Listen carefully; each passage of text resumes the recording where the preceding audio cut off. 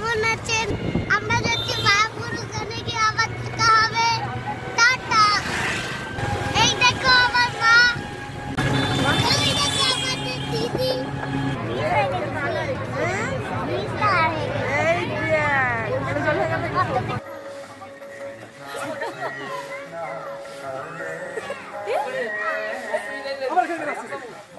দেখুন কত সুন্দর বাচ্চাটি ভয় লুকোচ্ছে।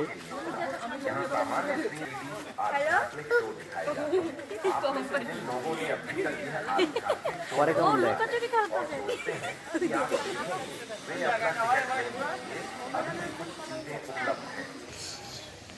আপনারা কেমন আছেন? নিশ্চয়ই ভালো আছেন।